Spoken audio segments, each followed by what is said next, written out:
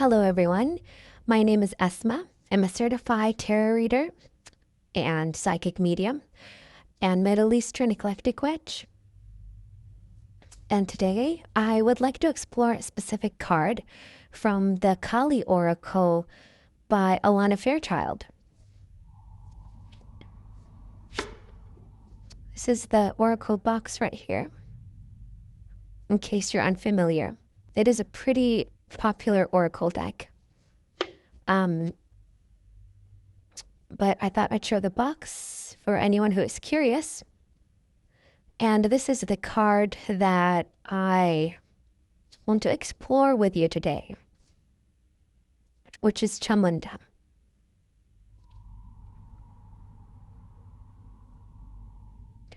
I chose this card specifically because, believe it or not, this card almost deterred me from purchasing the deck because of some of the super intimidating cards that are portrayed in the deck. And this is the main one for me. This was the card that made my mind say, no, Asma, don't buy this deck. But my intuition said, yes, go ahead and grab it. There is something for you in there, in that card and in that deck. And I am so happy that I listened to my intuition because I have found much needed medicine in Chamunda, in this specific card right here, especially in regards to my battle with self-love and my battles with other things that I struggle with in my life. Before we begin, I'd love to read what the guidebook has to say about this card, and then after reading it, I'll get into some of my thoughts on the card. So here's the guidebook. Let's look for... Oh, there you go. That was pretty quick. So here's the card and here's the guidebook. And we're going to read this little chapter here in the book.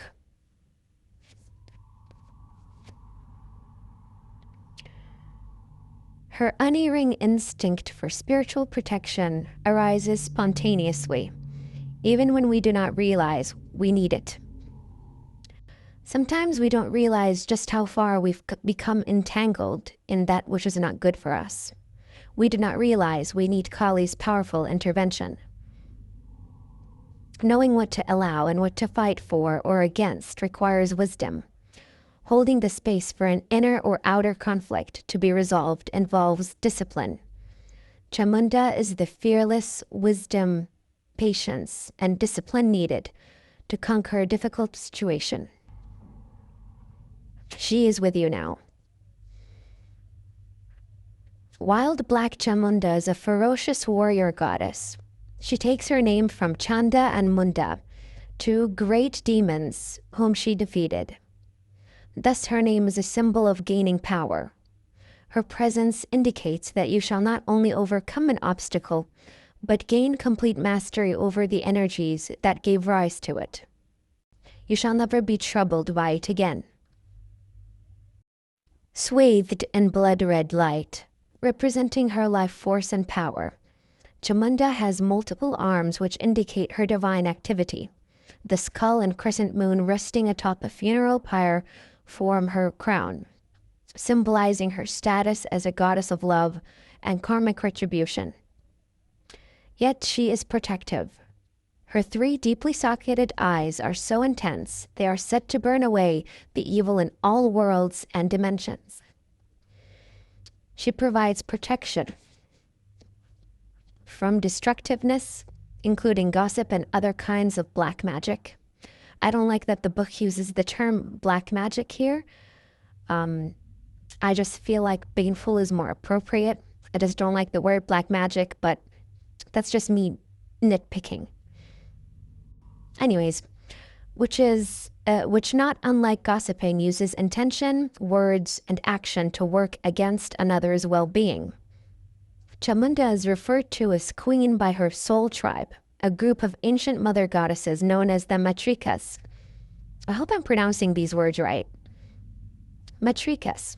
She's the only one worshipped independently and the only one not connected to a masculine consort.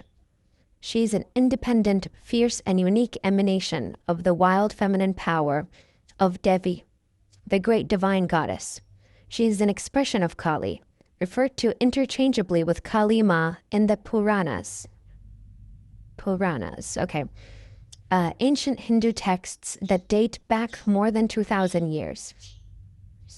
The matrikas express a consciousness that is potentially protective and destructive, depending on your actions. These beings are particularly upset by negative expressions of masculine energy, whether expressed by a male or female human. The masculine energy can be healthy or toxic. When it is healthy, it is strong, creative, protective, and generative. When it is toxic, it is exploitative, dominating, and damaging, seeking progress at any cost. This is profoundly disruptive, and rather than the positive destructive power of Kali Ma, is the unchecked demonic destructiveness of greed.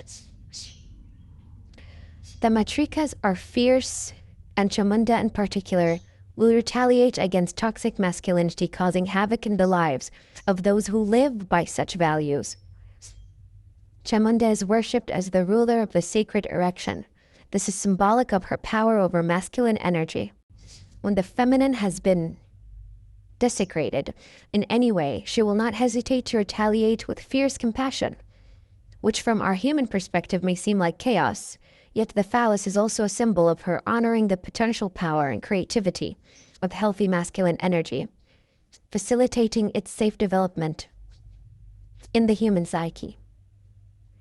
Despite her inherent drama and intensity, Chamunda is beloved by the heroic heart. She assists us when we need to find the strength to overcome our psychological limitations and inertia to access, integrate, and sustain higher frequency states of being. Bringing about a permanent structural change of the psyche is hard work. It requires commitment.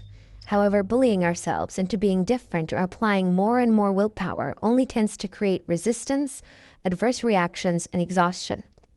It is more a case of applying wisdom, finding the balance between persistence, determination, and compassionate rest and release, so we can integrate and rebuild from within.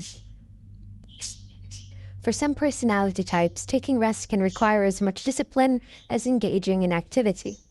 Learning to move between the two as appropriate takes strength and wisdom, mastering the balance to nudge ourselves forward on our path and facilitate change, but not so much that we feel defeated even before we gain traction. An advanced inner work.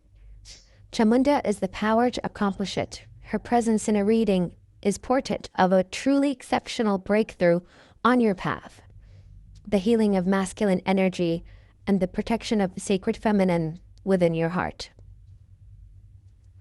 And then we have the invocation ritual here.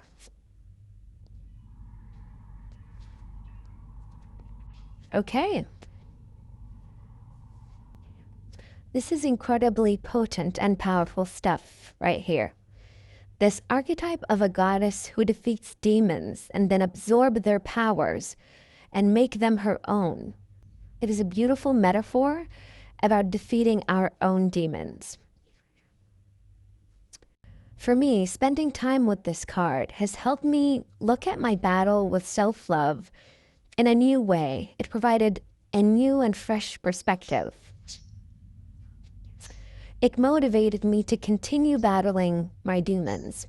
However, I believe the battle is a pendulum that sways in the favor of one side, then swings the other side to favor the other. Meaning, some days I may defeat the demon of self-hatred, and I might actually absorb its power and grab it by its horns, if you will. However, some other days, the demon may be able to escape my body, to overpower and dominate me once again. In real life, the battle, in fact, may never truly end, with only one side rising victorious, and that is okay. These battles that we have with the things that we struggle with in our lives are never a one and done thing. It is never a destination that you reach. It is always ongoing. There will be ups and downs, but progress is progress no matter how small. And I feel that is what this card reminds me of at its core. And it reminds me of the beautiful power that can be found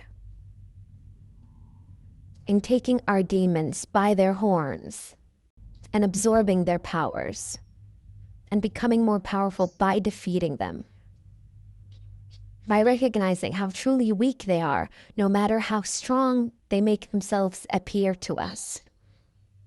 That is really what this card is about for me. So those were some of my thoughts about this specific card that I spent some time with today. I'd love to hear your thoughts about it. And again, I really, really enjoy this archetype. It's such a powerful feminine archetype. She's a woman who's incredibly powerful and intimidating in the best way, no matter how scary this card looks. I love this idea of our struggles being demons, which some days possess us, and on other days, they become absorbed by us. And that is when we feel empowered from within. Thank you so much for watching. Again, please feel free to leave your thoughts down below, whether you've worked with this deck by Alana Fairchild before or not. I'd love to hear what you think. And thank you so much for listening to me ramble on about this card right here. As always, if you'd like to book a reading with me or you'd like to learn more about my services and who I am, feel free to check out my website, x.NeuroTarot.com. And if you have any inquiries or questions, feel free to email me at x.neurotarot@gmail.com. As always, thank you so much for watching.